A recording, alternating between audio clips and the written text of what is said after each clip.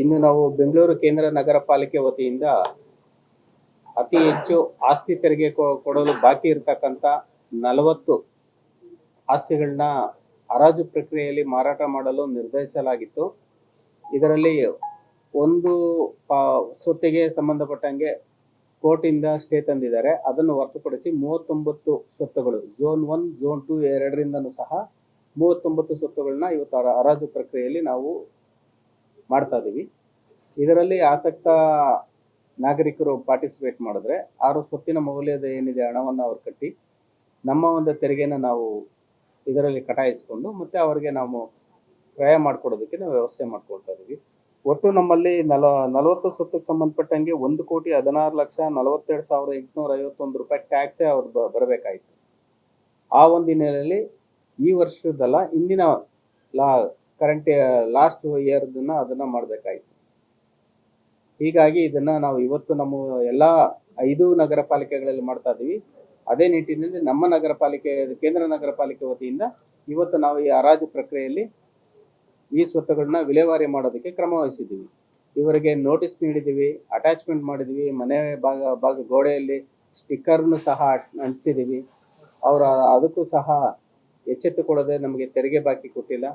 ಹಾಗಾಗಿ ಈ ಒಂದು ಅಂತಿಮ ಇದನ್ನ ನಮ್ಮ GBG ರೂಲ್ಸ್ ಪ್ರಕಾರ ನಾವು ಮಾಡ್ತಾ ಇದ್ದೀವಿ. ಪ್ರಸ್ತುತ ಅಲ್ಲಿ ಅವರು ವಾಸ ಇದ್ದಾರೆ ಸರ್, ವಾಸ ಇದ್ದು ಈಗ ಹರಾಜು ಪ್ರಕ್ರಿಯೆ ಏನಾದ್ರು ಫೈನಲ್ ಆದ್ರೆ ಖಾಲಿ ಮಾಡ್ಲಿಕ್ಕೆ ಆ ತರದ ನೋಟಿಸ್ ಕೊಡೋದು ಅದೇನಾದ್ರೂ ಖಂಡಿತ ಆಗುತ್ತೆ. ಒಂದ್ಸಲಿ ಒಬ್ಬರಿಗೆ ನಾವು ಹರಾಜು ಪ್ರಕ್ರಿಯೆಯಲ್ಲಿ ಮಾರಾಟ ಮಾಡಿದ್ಮೇಲೆ ರೈಟ್ಸ್ ಇನ್ನೊಬ್ಬರಿಗೆ ಇದು ಮಾಡಿದ್ಮೇಲೆ ಮತ್ತೆ ಅವ್ನ ನಾವು ಖಾಲಿ ಮಾಡಿಸೋ ಅದನ್ನ ಸ್ವತ್ತನ್ನು ಸಹ ನಾವು ಬಿಡಿಸ್ಕೊಡ್ಬೇಕಾಗುತ್ತೆ. ಒಂದೇ ಒಂದು ಪ್ರಾಪರ್ಟಿ ಮಾತ್ರ ಇಲ್ಲ, ನಮ್ಮ ಆಕ್ಟ್ ಅಲ್ಲೇನೆ ಪ್ರಾವಿಷನ್ಸ್ ಇದೆ.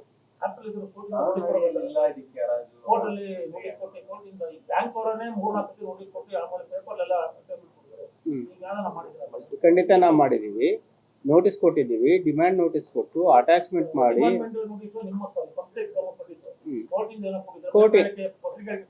ಪತ್ರಿಕೆ ಹೇಳಿಕೆ ಕೊಟ್ಟಿದ್ದೀವಿ.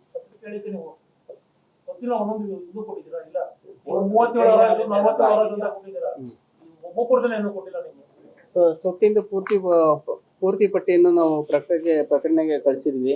ಅದರಲ್ಲಿ ಮೊದಲನೇ ಇದು ಮಾತ್ರ ಪ್ರಕಟಿಸಿರುತ್ತಾರೆ. 41 ಇದರದ್ದು ಸಹ ಖಂಡಿತ ಕೊಟ್ಟಿದ್ದೀವಿ. ಪತ್ರಿಕೆ ಇರೋಣ 40 ಲಿಸ್ಟ್ ಕೊಟ್ಟಿದ್ದೀವಿ.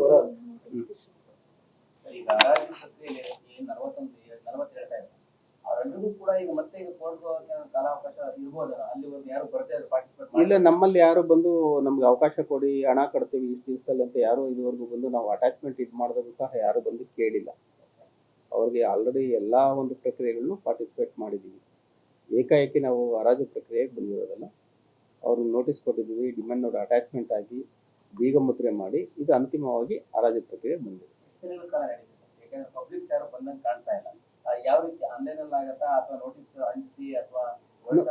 ನೋಟಿಸ್ ಆಲ್ರೆಡಿ ಎಲ್ಲ ಅವ್ರ ಮನೆ ಪ್ರಾಪರ್ಟಿ ಸೂತ್ರಗಳಲ್ಲಿ ಅಂಟಿಸಿದೀವಿ.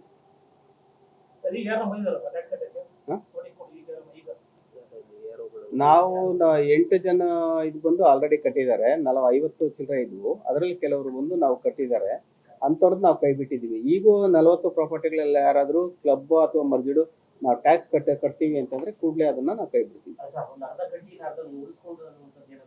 ಆಯ್ತು, ಅವ್ರು ಬಂದು ರೇಟಿಂಗ್ ಎಲ್ಲಾದ್ರೂ ಕೊಡ್ಬೇಕಲ್ವಾ, ಪ್ರಾಪರ್ಟಿ ಓನರ್ಸ್ ಆದ್ರೂ ಬಂದು ಅವರು ರಿಕ್ವೆಷನ್ ಕೊಟ್ಟರೆ ಅದನ್ನ ಪರಿಗಣಿಸ್ತೀವಿ.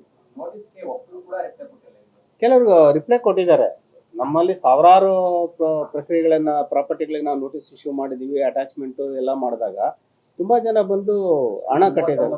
ಇವ್ರು 39ರಲ್ಲಿ ಯಾರು ಬಂದಿಲ್ಲ, ರೆಸ್ಪಾನ್ಸ್ ಮಾಡಿಲ್ಲ, ಅವ್ರದ್ದು ಮಾತ್ರ ನಾವು ಪರಿಗಣಿಸ್ತಾ ಇದೀವಿ. ಇಲ್ಲ, ನಾವು ಅದ್ ಪಟ್ಟಿ ರಾಜಕಾರಣಿಗಳದ್ದು ಯಾವ್ದು ಅಂತ ಮಾಡಿಲ್ಲ. ನಾವು ಎಲ್ಲಾ ಪುಲಿಕೇಶಿ ನಗರ ನಮಗ್ ಬರಲ್ಲ, ಅದು ನಾರ್ತ್ ಕಾರ್ಪೊರೇಷನ್.